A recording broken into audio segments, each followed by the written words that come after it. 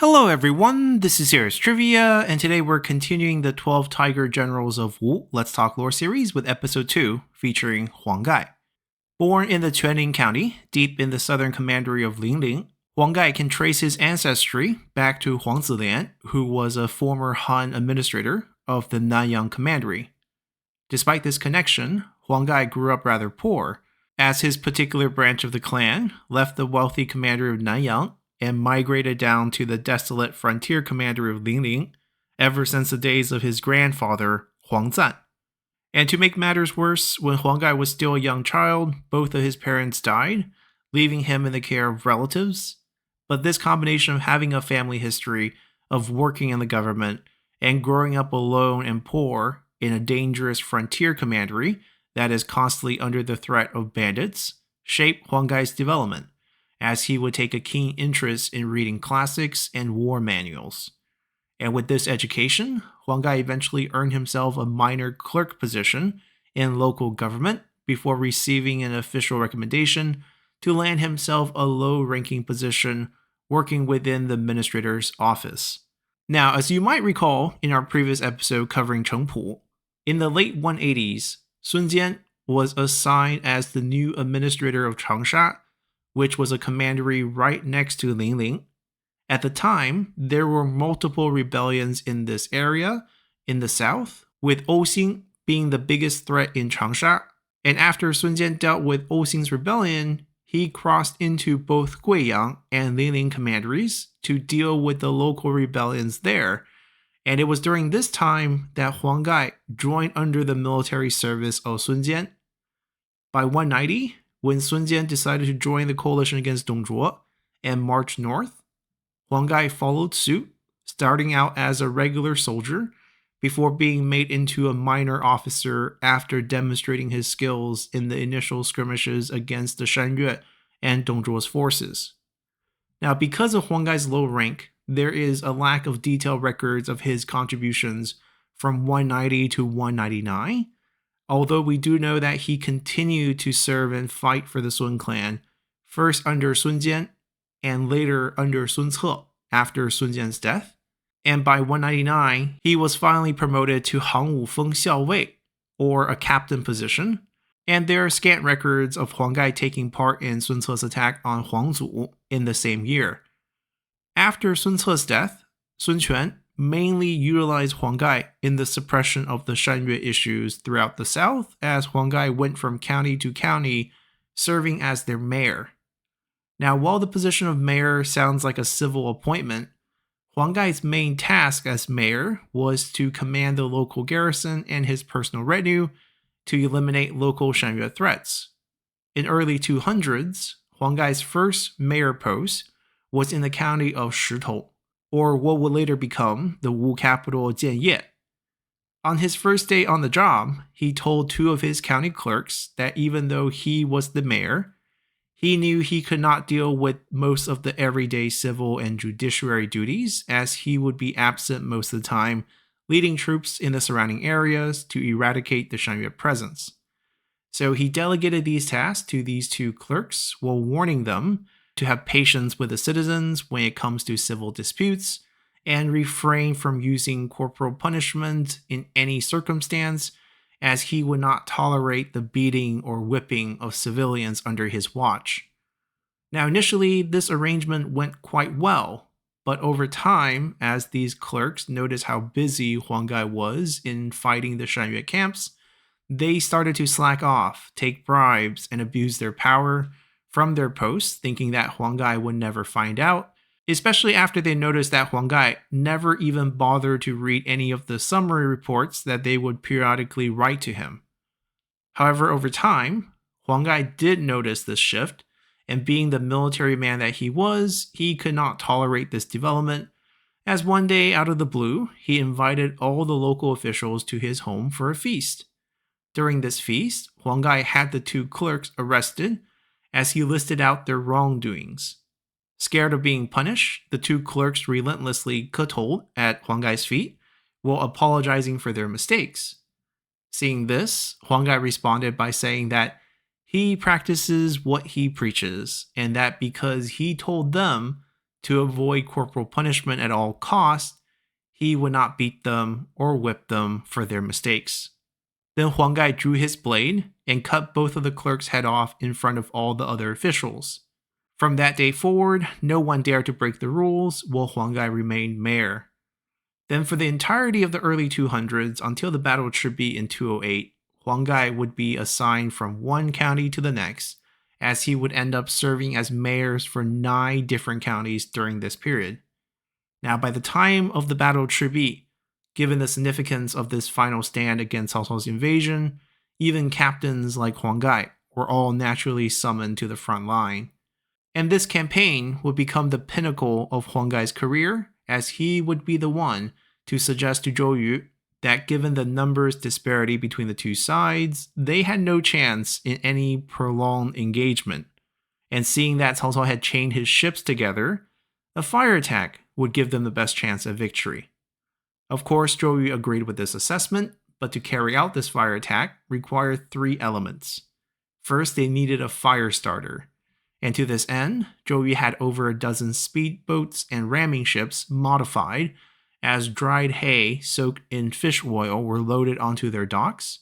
And to conceal these flammable materials, cloth and canvas were used to cover them. Command flags were also installed on these ships to disguise their actual purpose, as typically ramming ship did not install flags given their expendable nature on the battlefield.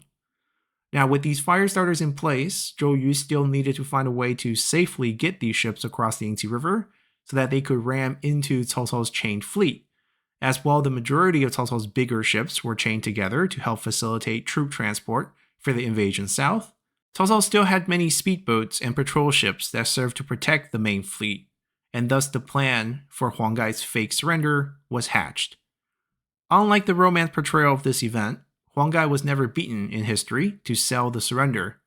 Instead, he simply wrote a letter to Cao Cao explaining how he, along with many within Sun Quan's court, knew that their forces were no match to Cao Cao's massive army. And if it weren't for the stubborn fools like Zhou Yu or Lu Su, this war could have been avoided entirely. So instead of going down with the ship, Huang Gai wanted to pledge his service to Cao Cao. In fact, he believes that if he were to seek out the right opportunity during their next engagement on the river, he could lead the vanguard ships and surrender them directly to Cao Cao, literally turning the tide of battle and leading to Zhou Yu's defeat. Upon reading this letter, Cao Cao told Huang Gai's messenger that even though he was concerned that this would be a trap, go back to Huang Gai nonetheless and tell him that if his surrender is genuine, I promise that he would be properly rewarded. Overall, Huang Gai's surrender was not as complicated as depicted in the novel, because Cao Cao was quite confident about the outcome of this battle, and the reality was there were many within Sun Quan's court who favored surrendering to Cao Cao, and given how Huang Gai was never promoted to a high rank within Sun Quan's army, despite his long service as he was still just a captain at this time, the surrender was believable.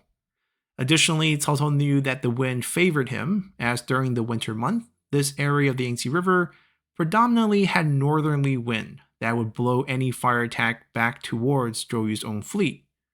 And this brings up our third condition needed for Zhou Yu's fire attack, which was a change in the winds. For this, all Zhou Yu had to do historically was to wait for the winds to change, as the weather has always been a fickle beast. And sure enough, on a fateful winter day in 208, the wind shifted to a southeasterly wind, and Zhou Yu launched his attack. Initially, Huang Gai tied his many ships together in a single long column to show Cao Cao that these ships were surrendering and were not meant to ram into Cao Cao's fleet, as this single file column of chained ships would make that impossible. And as Huang Gai got within 800 meters of Cao Cao's harbor, where all the chained ships were still docked, Huang Gai ordered his men to yell out surrender to alert Cao Cao's archers to not fire. Then as they approached even closer, Huang Gai ordered his ships to remove their chains and scatter wide across the entire width of Cao Cao's fleet. Then the fires were lit and they ran full speed into Cao Cao's fleet, lighting it all ablaze. With the wind at their back, the fires soon engulfed not only Cao Cao's entire fleet, but also his main camp on land, as this fire attack decided the entire battle. Now, during this final charge of Huang Gai's ships, Cao Cao's archers tried their best to unleash their arrows into Huang Gai's ships, and Huang Gai was actually struck and had to jump into the water to avoid getting hit by more arrows. He floated around waiting for rescue, but when he was eventually fished out of the water by Han Deng's troops, none of the soldiers recognized him, as they were even unsure what side he had served, and seeing that he had an arrow wound, they simply tossed him on top of a toilet for the time being. Trying to prove his identity, Huang Gai kept yelling out for Han Deng, and fortunately, Han Deng eventually got close enough to hear Huang Gai's voice and recognized him, as they quickly escorted Huang Gai back to the doctors to treat his arrow wound in time to save his life. And after the battle should be concluded, Huang Gai would be promoted for his brave undertaking to the position of lieutenant, with the title of Wu Feng Zhonglang Jiang.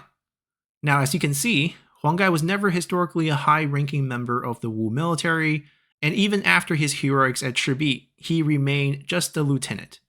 And from historical records, he would actually disappear for a while after Shibi ended, as the next mentioning of Huang Gai would occur when he was sent to the Wuling commandery to put down local Nanman rebellion. This is significant in dating when Huang Gai dies, because both his birth year and his death year are not recorded in history. The key factor here is that the Wuling commandery would not come back under Sun Quan's control until after Guan Yu's death, so the earliest this could have happened would be in 219, and more likely closer to 222 with the Battle of Yiling, when Liu Bei asked many of the Man tribes within the Wuling commandery to rebel against Wu. During this event, Huang Gai was able to lead the local garrison of just 500 troops and trick the Nanman forces into funneling inside the city with the open gate tactic. Once a significant portion of the Nanman forces had entered the city, Huang Gai launched an ambush at the choke point near the gate, where they quickly suppressed the unsuspecting crowd of enemies still filing in near the gate, as they thought the city had been abandoned. Then they shut the gate to isolate the smaller group of enemy that had already entered the city, and after eliminating them, they charged out and chased away the remaining mass of Nanman troops, who had already lost their heart to fight after witnessing such a turn of event. Huang Gai would remain in Wuling for 2 more seasons, from spring to the end of summer, where he would continue to campaign against local tribal leaders until they would all submit their surrender to Wu, bringing a peace once again to the commandery of Wuling. But peace in these southern commanderies never lasted long, as the neighboring commandery of Changsha would soon come under Shan attack, and Sun Quan once again turned to Huang Gai, who was finally at this point promoted to lieutenant general. But given Huang Gai's old age, he would die of natural causes in the middle of his appointment in Changsha.